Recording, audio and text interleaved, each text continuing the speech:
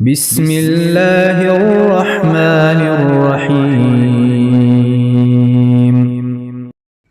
حضرت ابو ہریرہ رضی اللہ تعالیٰ عنہ بیان کرتے ہیں، رسول اللہ صلی اللہ علیہ وسلم نے فرمایا، اللہ نے حضرت آدم علیہ السلام کو اس کی صورت پر تخلیق فرمایا۔ ان کا قد 60 ہاتھ تھا۔ جب اس نے انہیں پیدا کیا تو فرمایا، جاؤ اس جماعت کو سلام کرو۔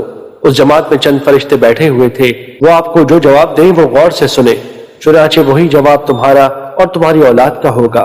وہ گئے اور انہوں نے ان سے کہا، السلام علیکم۔ انہوں نے کہا، السلام علیکہ ورحمۃ اللہ۔ انہوں نے انہیں لفظ رحمت اللہ کا زائد جواب دیا۔ فرمایا، جنت میں جانے والا ہر شخص صورت آدم پر ہوگا، اس کا قد 60 ہاتھ ہوگا۔ ان کے بعد پھر مسلسل اب تک قد و قامت میں کمی واقع ہوتی چلی آ رہی ہے۔ مشکات المصابیح حدیث نمبر 4628۔ حضرت عبداللہ بن عمرو رضی اللہ تعالیٰ عنہ سے روایت ہے کہ ایک آدمی نے رسول اللہ صلی اللہ علیہ وسلم سے دریافت کیا، کون سا آداب اسلام بہتر ہے؟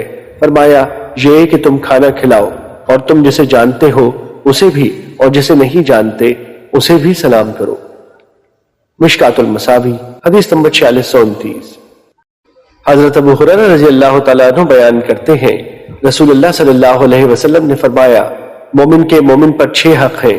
جب وہ بیمار ہو جائے تو اس کی عیادت کرے، جب وہ فوت ہو جائے تو اس کے جنازے میں شریک ہو، جب وہ دعوت دے تو اسے قبول کرے، جب وہ اس سے ملاقات کرے تو اسے سلام کرے، جب اسے چھینک آئے اور الحمدللہ کہے تو وہ اسے یرحمک اللہ کہہ کر جواب دے، اور اس کی موجودگی اور غیر موجودگی میں اس سے خیر خواہی کرے۔ مشکات المصابیح حدیث نمبر 4630۔